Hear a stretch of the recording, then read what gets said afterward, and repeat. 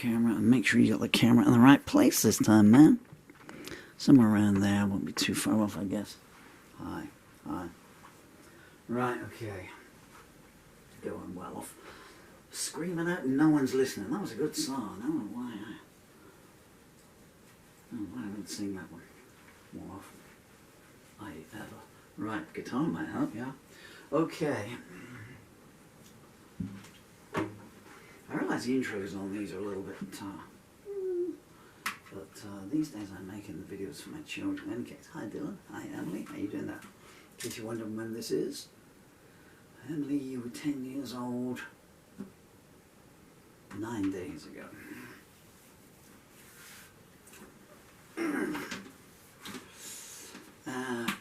This might be a bit ambitious. I was going to be continue doing, going through what is now known as deep cuts.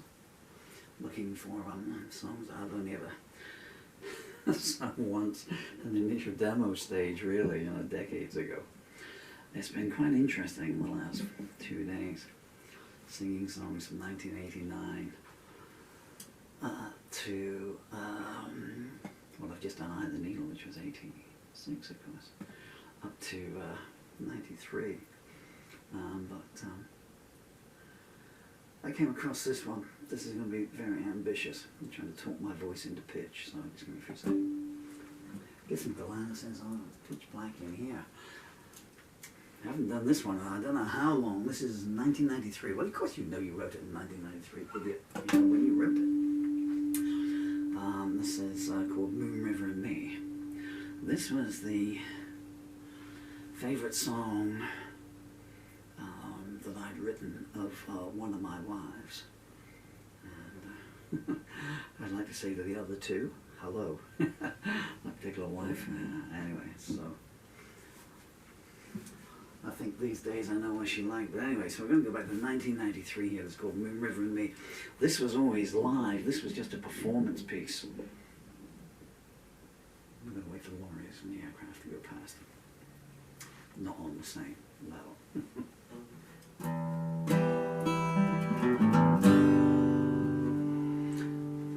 Okay, how is the voice holding up? I played this through to about 1999. I don't think I played it much after that. I think someone, hi Charlotte, I think Charlotte asked me to play it at one concert in 2000 when I told her one of the people in this song I wrote it. Maybe I'll talk about it at the end, maybe I won't. I'll be ready to start. I just want to rearrange all these old ones, and do them somewhat differently. I used to drive people mad when I went on stage and they'd ask for a song that wasn't in the set list. Can you do What Love Really Means?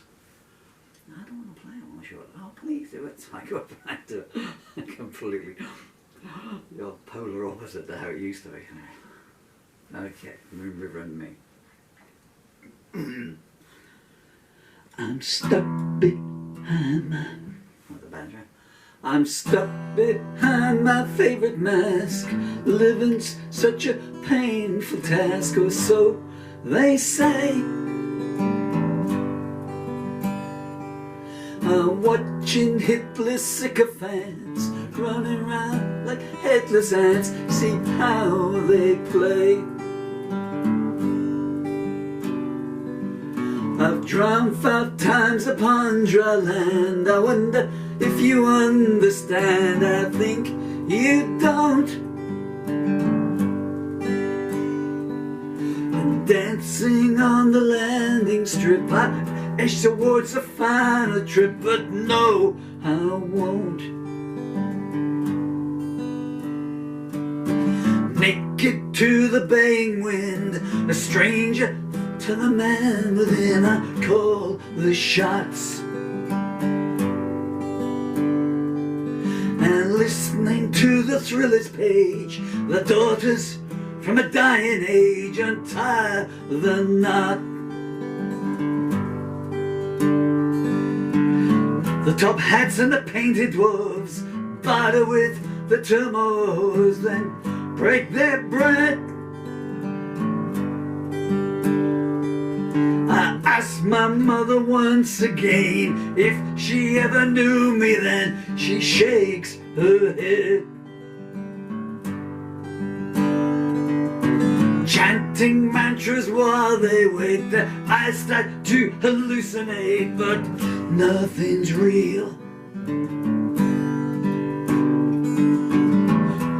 Call friends I used to know, tell them I survived the show but broke the deal. Floating round Aladdin's cave, the genie says he's so dismayed that no one comes.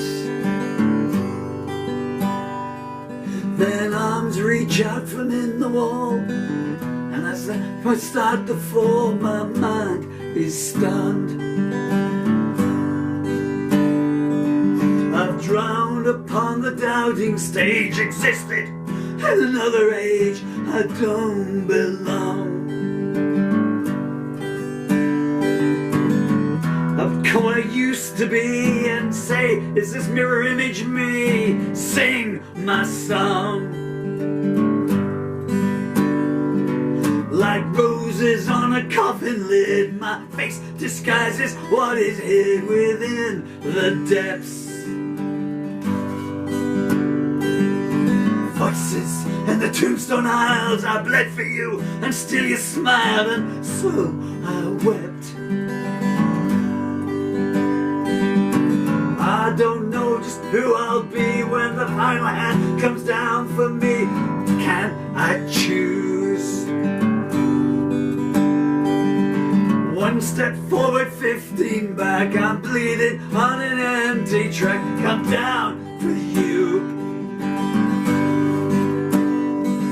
I try to call for help in man, but make the movements too sublime, so no one comes. I hear the old man as he laughs, signs another autograph and bangs his drum. I hate pretend society just as much as they hate me. It's so opaque.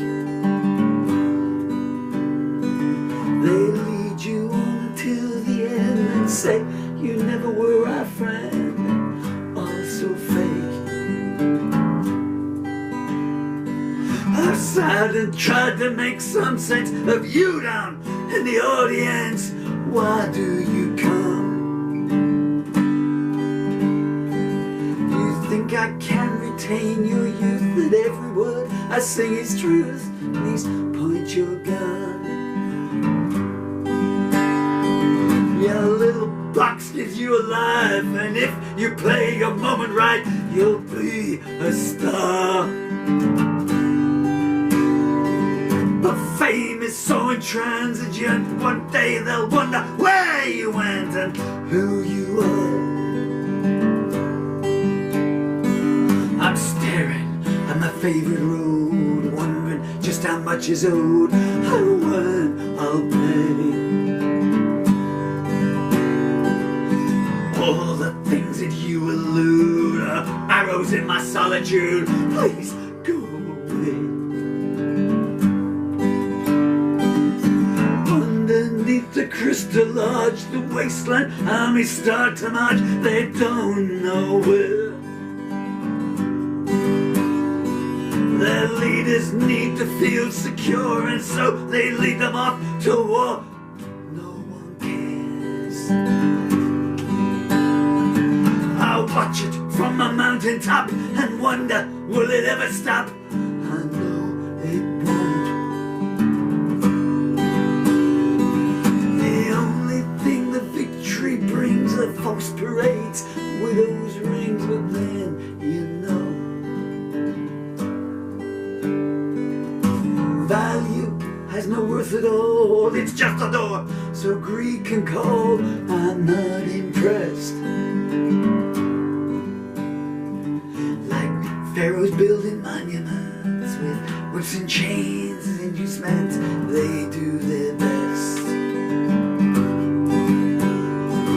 I'm not part of your social scene, I find your shallowness obscene. Count me out.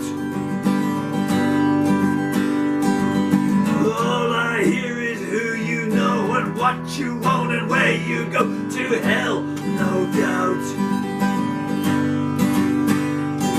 I am not known or ever was Messiah of a holy cause. I'm just a man.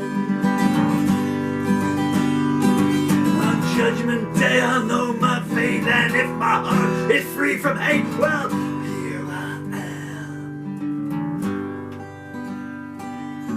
No one wants to call upon the singer when the song is gone. I wonder why.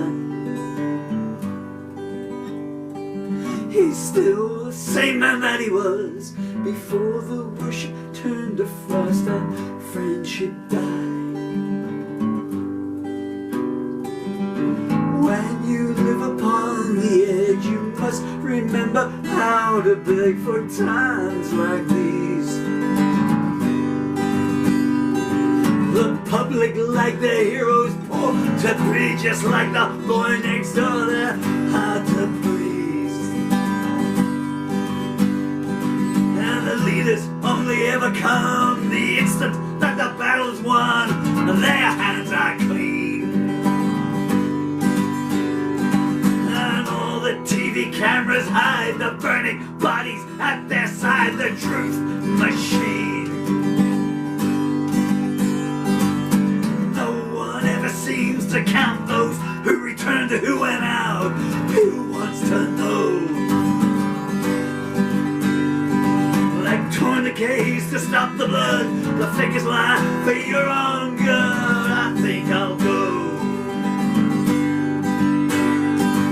Forgive me for my enthusiasm. I know you think it's all pretense, but it's really not. I just don't have the strength these days to let myself come out to play. It's not some plot. I'm lost within my reverie. My inspiration runs through me. I can't quit now. The staunch support of those who sneer is what you see the whole most dear. I can't think how. The sacrificial altar waits for me if I should hesitate. Acceptance too. I think my life is just a dream. I'm comatose on some machine like pay-per-view. Crawling on his hands and knees, and a kiss cries, money please. We all must live. Once a surgeon cuts the knot, you must survive on what you've got, not what they give. I'm weary of this endless toil. When do I return to the soil? The sun is high. I'm closing down one final time, and in the end my final line is just goodbye.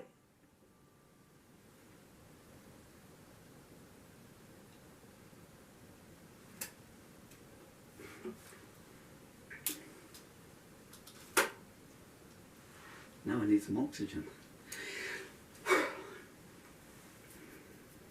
Okay, back to 1993 there. I guess since I'm making videos for my beautiful children. Oh, hi there you, JR. Best children on the road. And so,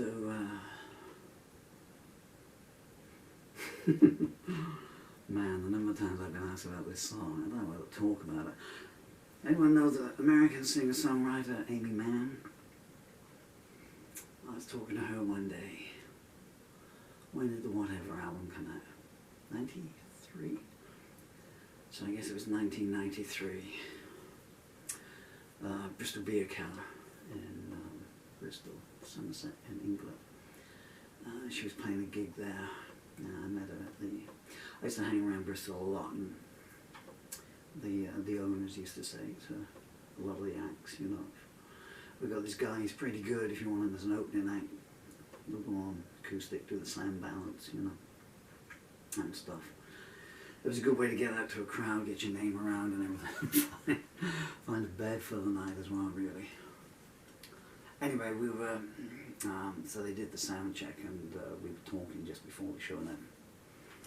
We were talking about songs and everything, and I asked her to play Jacob Marley's Ghost.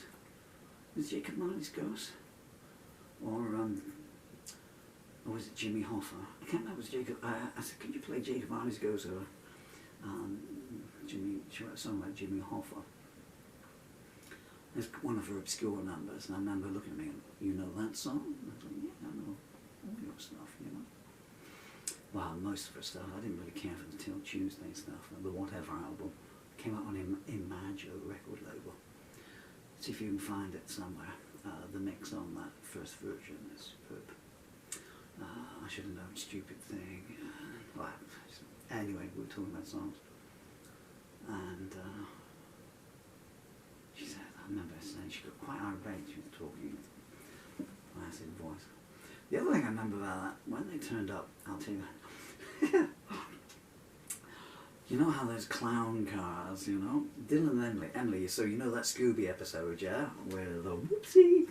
And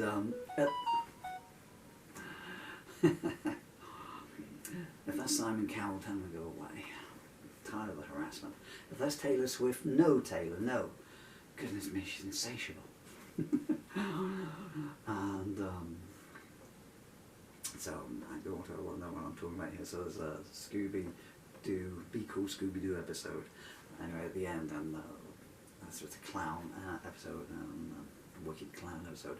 And they all get up, and all these clown policemen come out to arrest them, and they turn up in the tiny car. And it was like inverted. So this van pulled up outside Bristol Beer Keller. And Amy got out, and the band got out, but they never seemed to stop. It was this tiny little touring van, you know, and there's like people coming out everywhere, you know. What the heck, you know? So they must have lubed them up with baby oil.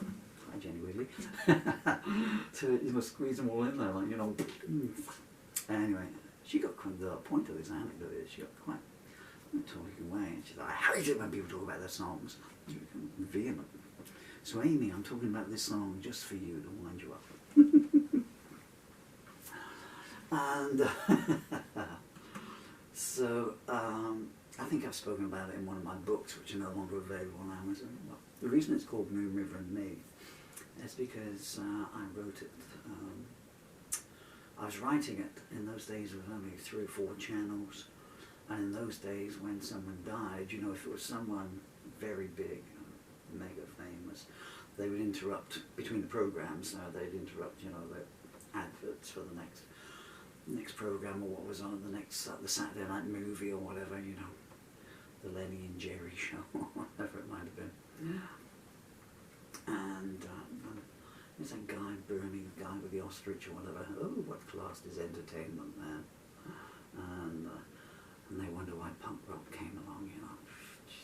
What else do you know? We weren't just kicking against the government, we were kicking against everything, you know. And